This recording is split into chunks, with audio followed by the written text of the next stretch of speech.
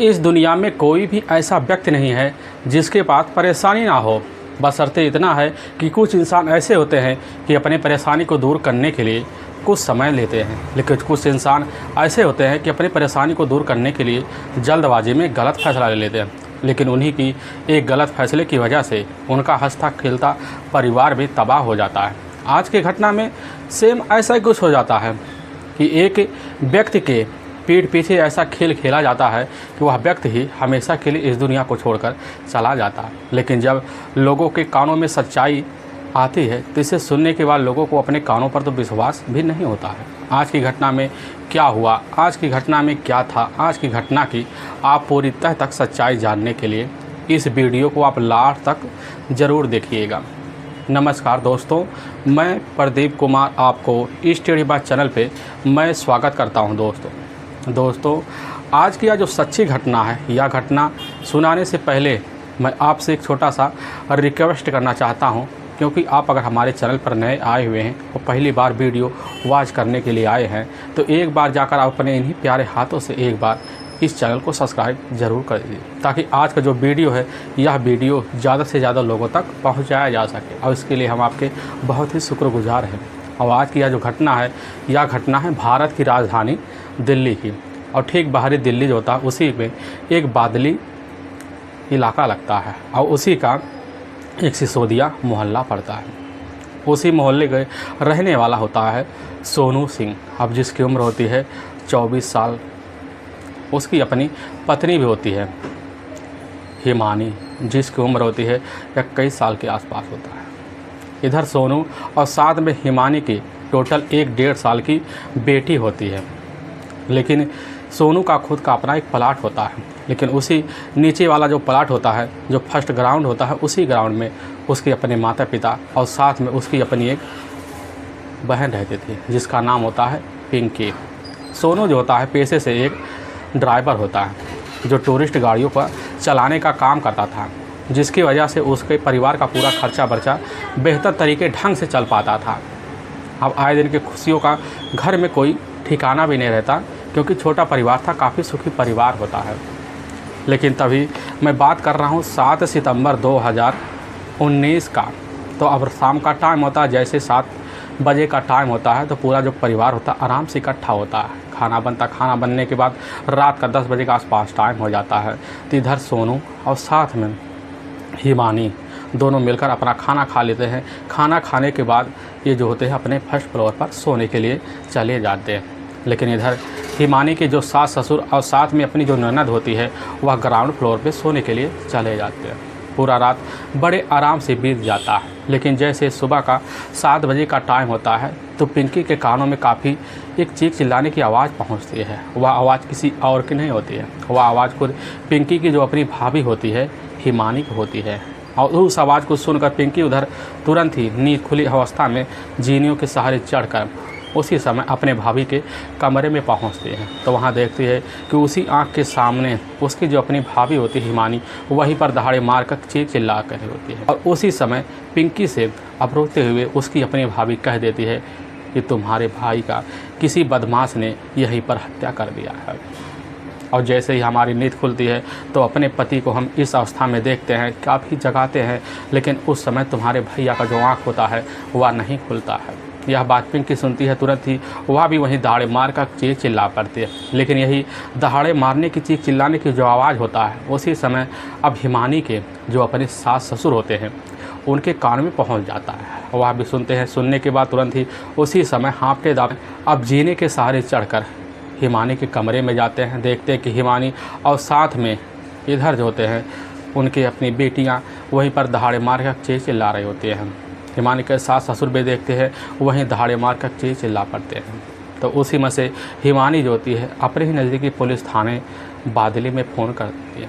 अब वहाँ के थाना जो प्रभारी होते हैं अक्षय कुमार सिंह, अब जैसे ही खबर पाते हैं तुरंत ही अपने दल बल टीम को लेते हैं, कुछ फोरेंसिक टीम को लेते हैं। लेने के बाद कुछ ही मिनट के अंदर अब सिसोदिया मोहल्ले में पहुंच जाते हैं। लेकिन जब पहुंचते हैं देखते हैं सिसोदिया मोहल्ले के जो लोग होते हैं मौके पर, सोसाइटी वाले, वह सब मौके पर भीड़ लगाकर वहीं पर खड़े होते हैं। लेकिन भीड़ जैसे पुलिस को देखते तो अपने आप छड़ जाती है। इधर अब थाना प्रभारी अक्षय कुमार सिंह अपने टीम को लेकर उसी समय अब सोनू के कमरे में दाखिल हो जाते हैं। देखते हैं कि एक जो होता बेड होता है, उसी बेड पर सोनू जो होता मृत अवस्था में पड़ा हुआ था, एकदम अचेत होता है। लेकिन उसी के बगल में उसकी एक अपनी 1.5 साल की बेटी पड़ी होती है जो रो रही होती है, और नीचे वहीं बैठी हुई सोनू की अपनी पत्नी हिमानी और उसकी अपनी बहन होती है पिंकी, और साथ में इधर हिमानी के सास ससुर भी, यानी कि पूरे कमरे में चीख चिल्लाने की आवाज़ काफ़ी ज़ोर शराबे से आ रही होती है।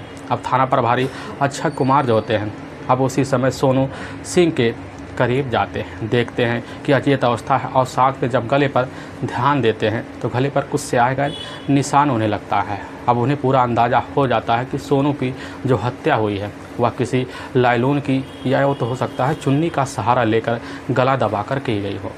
और पुलिस वहाँ कमरे का निरीक्षण जब करती है तो पता लगता है कमरे का जो सामान होता है, अलमारी किचन का जो सामान होता है, जहाँ का तहाँ पड़ा होता है। पुलिस को यकीन हो जाता है कि ज़रूर कोई अपराधी होता है, वह ज़रूर नींद की अवस्था में ही सोनू की हत्या किया होगा।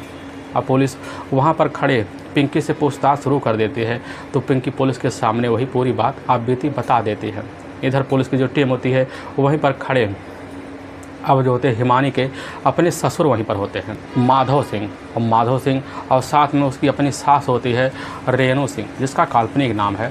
और माधव सिंह से पुलिस जो होती है वहीं पर पहुंच बैठती है, और माधव सिंह होते हैं कहने लग जाते हैं कि साहब कल तो शाम के टाइम हम अपने पत्नी और साथ में अपने बहू और बच्चों अपने बेटे के साथ आराम से एक ही घर में बैठकर खाना खाएं। खाना खाने के बाद अब जैसे ही रात का 10 बजे के आसपास टाइम होता है, उसी बीच हमारी बहू और हमारा अपना बेटा और हमारी एक अपनी पोती है, उसी समय सोनू उस पोती को अपने हाथ में लेकर जीने के सहारे अपने कमरे में चला जाता है। लेकिन ठीक कुछ ही मिनट के बाद हमारी जो अपनी बहू होती है हिमानी भी चली जाती है, और सब पूरे कमरे में अपने अपने सो जाते हैं। लेकिन सुबह के टाइम हमारी बेटी जो थी पिंकी की चीख चिल्लाने की आवाज़ हमारे कान में पहुँचती है। तुरंत ही उसी समय हाँफते दापते हम भी अपने बहू के कमरे में पहुंच जाते हैं, सारा नज़ारा अपने आंखों के सामने देखते हैं। और यह बात सुनते ही वहीं थाना प्रभारी अक्षय कुमार सिंह अब वहीं पर माधव सिंह से कह देते हैं कि आखिर क्या लग रहा है कि आपके बेटे सोनू के साथ ऐसा कौन कर सकता है। माधव सिंह जो होते हैं पुलिस के सामने कहने लग जाते हैं कि साहब इसके बारे में हमें नहीं पता है कि आखिर हमारे बेटे सोनू के साथ ऐसा कोई कर सकता है, क्योंकि पेशे से हमारा जो बेटा होता है वह एक ड्राइवर का काम करता है, टूरिस्ट गाड़ियाँ ज़्यादातर चलाता है। अगर आज निकला तो उसका कोई भरोसा नहीं कि शाम को आए कि सुबह आए कि कल शाम को आए। हमें नहीं पता कि साहब हमारे बेटे का किसी के साथ कोई क्या दुश्मनी हो सकती है। और पुलिस वहाँ पर खड़े इधर पिंकी से पूछताछ जब करती है तो पिंकी भी कह देती कि साहब हमें कुछ पता नहीं है। अब पुलिस जो होती है घटनास्थल जब बारीकी से निरीक्षण करती है तो सामने देखती है कि वहाँ पर हिमानी जो होती है दहाड़े मार कर चीख चिल्ला रही होती है। पुलिस समझ जाती है कि यहाँ पर हिमानी से पूछताछ करना सही नहीं है, लेकिन कुछ ही समय का इंतजार करती है। पुलिस की टीम हिमानी से पूछना जब शुरू कर देती है तो हिमानी जो होती है रोती अवस्था में कह बैठती है कि साहब हमारी जब सुबह आँख खुलती है, आँख खुलने के बाद उनको जब जगाते हैं लेकिन उनकी आँखें नहीं खुलती हैं, तो उसी समय हमारी जो ध्यान होता है जाकर उनके गले पर चला जाता है, और एक स्याही का निशान देखते तो हम समझ जाते कि साहब हमारे पति का किसी ने हत्यारे ने बेरहम तरीके से हत्या कर दी और वह चला गया। पुलिस पूछने लग जाती कि आखिर तुम्हें कैसे नहीं पता। कहने लग जाते कि साहब उनका और हमारा जो होता चारपाई वह अलग है, वह बरामदे के ठीक सामने यानी कि जो हमारा कमरा होता है वहीं पर डालकर हमारी अपनी 1.5 साल की बेटी के साथ सो रहे होते हैं, क्योंकि साहब गर्मी का महीना होता है, उस महीने में दरवाज़ा उस समय खोलकर हर दिन सोते थे, लेकिन कोई भी व्यक्ति आया होगा करके आराम से चला गया होगा। लेकिन पुलिस जब इधर हिमानी की बात सुनती है तो उसके बाद जो लफ्ज़ होते हैं पुलिस कुछ पकड़ लेती है, कुछ शंकाएँ जाहिर कर लेती है। पुलिस की टीम के सहित इधर फोरेंसिक टीम जो होती है अपने हिसाब से सारा काम करके कुछ फिंगरप्रिंट लेकर उसी समय अपने कब्जे में लेकर चली जाती है। और पुलिस की टीम घटनास्थल का जब निरीक्षण कर लेती है, इधर सोनी को बॉडी को अपने कब्जे में लेकर अपने देखिए सरकारी जो अस्पताल होता है उसी में पोस्टमार्टम के लिए भिजवा देती है।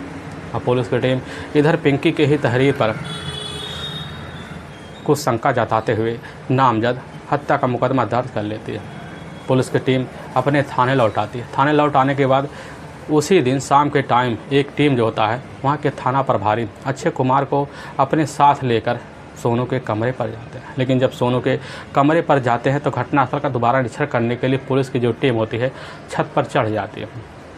छत पे चढ़ने के बाद पता चलता है कि जितने भी आसपास जो मकान होते हैं वह मकान मौके पर सटे हुए होते हैं, लेकिन उस मकान से ऊंचे होते हैं। पुलिस को यकीन हो जाता है कि जो भी हत्यारा होगा वह हत्यारा बड़े चालाकी से किसी के छत के सहारे इस छत पे आया होगा, अंदर जाकर सोनू की हत्या करके बड़े आराम से निकल गया होगा। यानी कि हत्यारा का मकसद था सिर्फ सोनू का हत्या करने का, लूटपाट का इरादा बिल्कुल नहीं था। और पुलिस इसी दिशा में जांच पड़ताल करने के लिए कुछ खबरी को लगा देती है ताकि पता चल सके कि सोनू का किसी के कोई साथ दुश्मनी था। अब पुलिस जब खबरी को लगाती है तो खबरी जो होते दूसरे दिन सोनू के पूरी हिस्ट्री जानने के लिए लग जाते हैं। कुछ खबरी के कानों में काफ़ी चौंकाने वाली बात निकल के आ जाती है और उसी बात के तहरीर पर पुलिस जो टीम होती है इधर अब दोबारा जाकर वही पिंकी जो होती है उससे पूछताछ जब शुरू कर देती है तो पिंकी पुलिस के सामने अपनी शंका जाहिर कर देती है। कहने लग जाती कि साहब हमारे ही पड़ोस का रहने वाला है सागर उर्फ बावला, अब जिसकी उम्र है 21 साल के आसपास है। ठीक घटना से मात्र 8 दिन पहले हमारे जो अपने भाई होते हैं सोनू के साथ काफ़ी कहासुनी हो गया था। लेकिन सोनू के साथ इतना कहासुनी हो गया था कि सागर ने हमारे भाई को धमकी दे दिया था कि ठीक 4 दिन बाद तुम्हारा हम किसी न तरह से ठिकाने ज़रूर लगा देंगे। साहब हमें यकीन हो रहा है कि ज़रूर उस सागर ने ही हमारे भाई के साथ कुछ ना कुछ किया है। अब पुलिस की जो टीम होती है अब उधर पिंकी की बात पे यकीन कर इधर सागर के ही पीछे लग जाती है उसकी पूरी हिस्ट्री जानने के लिए। और पुलिस की जो टीम होती है जब कुछ खबरियों के द्वारा और चौंकानी बात निकल के आती है तो पुलिस की टीम उसी समय अब हिमानी के पास जाती है। हिमानी से जब पूछने लग जाती है तो हिमानी की बातों में कुछ ऐसी बात उलझ जाती है जिसके वजह से पुलिस की टीम उसी समय हिमानी का जो मोबाइल नंबर होता है उसको अपने कब्जे में ले लेती है और लेने के बाद उसका पूरा CDR डिटेल इधर निकलवाती है। तो पता चल जाता है कि हिमानी के जो मोबाइल है उसी मोबाइल पर किसी अनजान व्यक्ति का नंबर होता है और उस नंबर पर हिमानी का लगभग 6 महीने से लगातार आए दिन कई घंटे बात हुआ करते थे। लेकिन घटना वाली रात भी उस नंबर पर लगभग 2 बजे के आसपास 5 मिनट से ज़्यादा बात हुई थी। पुलिस को यकीन हो जाता कि ज़रूर अब ना हिमानी का हाथ ज़रूर है। लेकिन जब पुलिस उस नंबर के बारे में जानकारी लेती पता चलता वह नंबर खुद पड़ोस का ही रहने वाला सागर उर्फ बावला का है। अब पुलिस का जो शंका होता है अब यकीन में बदल जाता है। यकीन में बदलने की वजह से पुलिस की टीम बिना देर किए अब जो होता है 11 सितंबर 2019 को ही एक टीम आती है इधर जो होता है सिसोदिया मोहल्ले में। जाने के बाद हिमानी के पास पहुंच जाती है, उससे कुल सवाल जवाब करती है। सवाल जवाब कर वह उलझ सी जाती है। बिना देर किए पुलिस उसको अपने कस्टडी में लेती है और थाने लेती है। अब जब थाने ले आती है तो वहाँ कुछ पूछताछ शुरू किया जाता है। पूछताछ के बाद इधर जो होती है हिमानी पुलिस को कुछ अपनी बातों में इस तरह प्यारी लफ्ज़ों में उलझा से लेती है कि पुलिस उलझ जाती है। लेकिन कुछ कांस्टेबल ऐसे होते हैं कि तुरंत अपनी जेब से एक पर्ची निकालते हैं और उसी पर्ची में हिमानी का ही पूरा मोबाइल नंबर का CDR डिटेल होता है। अब CDR डिटेल जैसे हिमानी देखती है तो एकदम से चौंक जाती है। पुलिस कह देती है कि आखिर सागर है कौन, और उसके मुंह सुनकर हक्का बक्का रह जाते हैं। पुलिस को समझते देर नहीं लगती है और तुरंत पुलिस की एक टीम जाती है इधर सागर को शाम के ही उसके ही घर से हिरासत में लेती है और थाने लाती है। पुलिस तुरंत ही इधर सागर से कह बैठती है कि आखिर हिमानी ने तो अपने पति का हत्या का जुर्म कबूल कर लिया, इसीलिए तुम बड़े आराम से कबूल कर लो, इसी में तुम्हारी भलाई है। यह बात सुनकर सागर समझ जाता कि हिमानी ने अपने पति का हत्या का जुर्म कबूल कर लिया और सागर जो था पुलिस के सामने उलझे हुए लफ्ज़ों में बच जाता है, जिसकी वजह से जल्द टूट जाता है। और टूटने की वजह से सागर को जैसे हिमानी के सामने पेश किया जाता है तो हिमानी भी देखकर समझ जाती कि सागर ने अपना जुर्म कबूल कर लिया। और पुलिस इस तरह दोनों को अपने लफ्ज़ों में और बातों में उलझा लेती है, जिसकी वजह से पुलिस के सामने बिना देर किए सागर और साथ में हिमानी टूट जाते हैं। और पुलिस के सामने जो सच्चाई इधर हिमानी अपने पति की हत्या के बारे में रखती है, इससे सुनने के बाद पुलिस एकदम तो थर्रा जाती है। असल में भारत की जो राजधानी है दिल्ली, बाहरी दिल्ली, उसी का एक बादली कस्बा लगता है और ठीक उसी में सिसोदिया मोहल्ला पड़ता है। और उसी मोहल्ले के रहने वाले होते हैं माधव सिंह। माधव सिंह की अपनी पत्नी होती है रेणु, जिसका काल्पनिक नाम है। माधव सिंह के टोटल 2 बच्चे ही होते हैं, जिसमें एक बेटा होता है और एक बेटी होता है। और सबसे बड़ा जो बेटा होता है वह होता है सोनू, और सबसे छोटी जो बेटी होती है वह होती है पिंकी। लेकिन इधर माधव सिंह जो होते हैं अपने परिवार का खर्चा बर्चा चलाने के लिए ठीक कुछ साल पहले ही अपने पास एक इलाका पड़ता है, उसी इलाके में जाकर मौके पर एक रेस्टोरेंट में काम किया करते थे, जिसकी वजह से उनके पास पैसे आना शुरू हो जाते हैं और उसी की वजह से अपने बेटे सोनू को पढ़ा लिखा कर उस लायक बना देते कि सोनू अब कुछ ना कुछ काम कर सके। लेकिन सोनू को उसके हिसाब से काम नहीं मिलता, इसीलिए सोनू अपने कुछ दोस्तों को साथ लेता है। लेने के बाद उन्हीं के साथ ड्राइवरी सीखना शुरू कर देता है। लेकिन जब ड्राइवरी सीख लेता है तो वह 4 चक्के गाड़ी का लाइसेंस बनवा लेता है और तुरंत ही उसको अपने हिसाब से नौकरी मिल जाता है। और नौकरी ऐसा मिलता है कि वह लंबे लंबे टूर का गाड़ी चलाने का मिल जाता है। लेकिन उससे उसके परिवार का जो खर्चा होता है चलना शुरू हो जाता है। लेकिन पिंकी जैसी अपनी पढ़ाई छोड़ती है, उसी बीच पिंकी भी अपने परिवार का खर्चा बर्चा चलाने के लिए नौकरी की तलाशी करना शुरू कर देते हैं। लेकिन पिंकी को अपने ही पास एक अस्पताल होता है जो प्राइवेट होता है, उसी में मौके में जाकर एक नर्स की नौकरी मिल जाती है। अब इधर सोनू भी नौकरी करने लगता है और इधर पिंकी भी नौकरी करना शुरू कर देती है। अब जिसकी वजह से माधव सिंह अपने बच्चे को ऊपर काफ़ी ज़्यादा मेहरबान हो जाते हैं और मेहरबानी की वजह से वह समझ जाते कि सोनू जो होता है अब अपने पैरों पर खड़ा हो चुका है, क्यों ना सोनू के लिए एक अच्छा सा रिश्ता देखा जाए। और ठीक घटना से मात्र 3 साल पहले जो होता है, सोनू के लिए जब लड़की की तलाशी करते हैं तो पता चलता यहीं पास का जो मोहल्ला है उसी मोहल्ले की रहने वाली हिमानी है। उसके अपने माता पिता भी होते हैं, उसके टोटल 2 भाई भी होते हैं। हिमानी जो होती है अपने मायके में काफ़ी खार तरीके से पली पड़ी होती है, मायके वाले भी काफ़ी तगड़े भी होते हैं। लेकिन जब पता चलता है इधर माधव सिंह के तुरंत ही जाकर हिमानी के घर परिवार वालों से बात करते हैं। अब बात करने के बाद हिमानी की जो शादी होती आकर इधर सोनू के साथ कर दिया जाता है। अब जब हिमानी अपने ससुराल में आती है, आने के बाद सोनू के पाकर वह काफ़ी अपने आप को सौभाग्यवान समझना शुरू कर देती है। लेकिन इधर सोनू जब हिमानी को देखता, खूबसूरती देखकर एकदम मोहित से हो जाता है, वह भी अपने आप को काफ़ी सौभाग्य वाली समझ लेता है। इधर सोनू अपनी पत्नी हिमानी को काफ़ी इज्जत देता है और वहाँ सम्मान भी देता है। लेकिन कुछ पैसे का हिस्सा जो होता है वह हिस्सा इधर हिमानी के हाथ में ज़रूर रख देता है, जिसकी वजह से हिमानी अपने शौक श्रृंगार का जो सामान होता है वह खुद जाकर शॉपिंग के तौर पर कर पूरे कर लेते हैं। इधर वक्त तो गुजरने लगता है, सुखीमय जीवन होता है। वक्त इस तरह भागता है कि सोनू को पता भी नहीं चलता। लेकिन ऐसे बीतते बीतते जब 1.5 साल का वक्त बीत जाता तभी इसी बीच सोनू को एक बेटी हो जाती है। उस बेटी का अच्छे से सोनू नामकरण भी कर देता है। नामकरण करने के बाद पार्टी भी होता है, तौर तरीके से हो जाता है। सोनू का जो परिवार होता है और खुशीमय हो जाता है। लेकिन वक्त इस तरह भागने लगता है कि इधर जो होता है सोनू जब अपने काम से 1 या 2 दिन बाद जब लौटता तो इधर जो होती है हिमानी जैसे सोनू के साथ हम बिस्तर होती तो उसी बीच सोनू का जो शरीर होता है थकान की वजह से जवाब दे देता। अब इसी की वजह से चिड़चिड़ापन दिखाना शुरू कर देती है। लेकिन इधर सोनू सिर्फ अपने काम पे ध्यान देना शुरू कर देता। लेकिन हिमानी जो होती है अपनी ही प्लेट के दूसरा जो मकान होता है फर्स्ट फ्लोर, उसी फ्लोर पे वह खुद का अपना कमरा होता है। उसी कमरे में जाकर सिर्फ अपनी एक बच्ची होती है उसी के साथ रह रही होती है। वक्त तो गुजारना शुरू कर देती है। लेकिन जब अपना सारा काम धाम करके हिमानी बैठ जाती तो सामने टीवी होता है बड़ा सा, उसी के सामने आकर अपनी पूरी जो होता है समय निकालना शुरू कर देती है। लेकिन जब समय से बोर हो जाती तो उसी बीच बालकनी में आती और वहाँ खड़ी होकर सारा नज़ारा इलाके का देखती।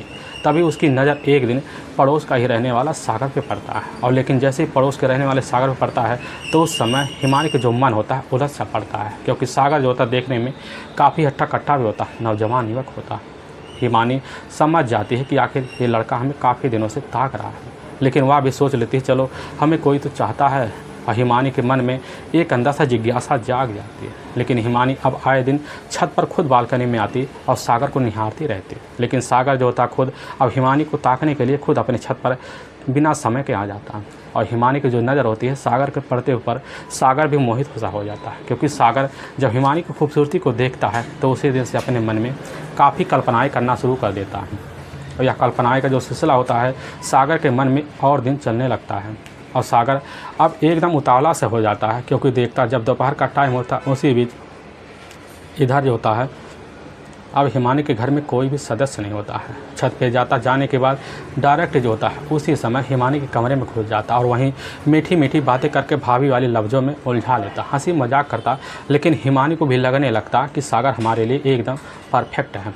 लेकिन एकदम जैसे ही समय आता है दोपहर के टाइम में इधर एक दिन पहुंच जाता है और वह जो होता है इधर हिमानी के थ्रू पहुंचता है जब, तो कमरे में जाता है। हिमानी उसका हाथ पकड़कर अपने ही बेडरूम में ले जाती है और अपने ही कमरे में अब जो था सागर के साथ संबंध बना देती है। और संबंध के जो सुख होता है हिमानी जब पाती एकदम तृप्त सा हो जाती है। और उसी दिन से हर दिन जब भी मौका पाती तो फ़ोन कर अपने ही कमरे में इधर सागर को बुलाती है।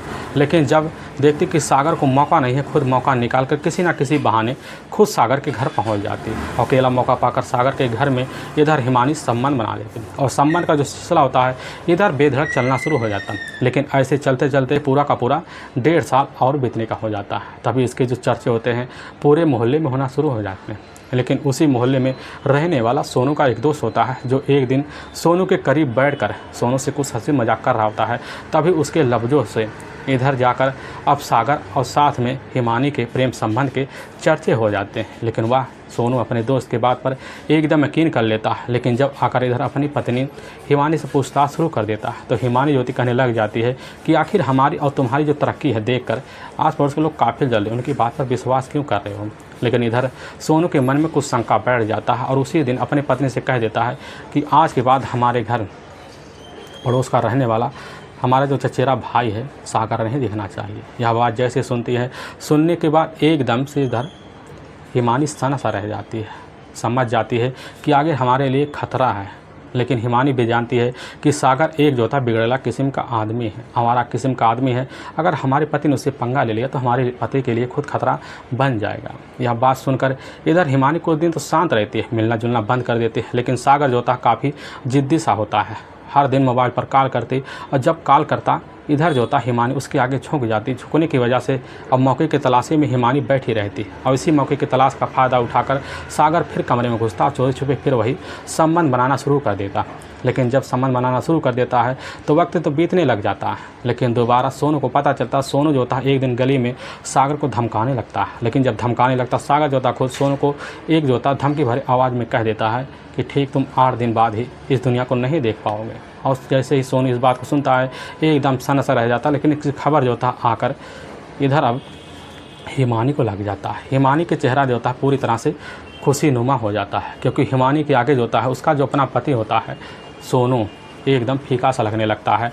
उधर अपना खुद का जो आशिक होता है वह सागर उसके लिए एकदम जन्नत सा बन जाता है। और उसी दिन फैसला ले लेती है कि आज के बाद हम अपने पति को फूटे आँख से नहीं देखेंगे और अपने आशिक को अपनी ज़िंदगी का दरिया बना लेंगे।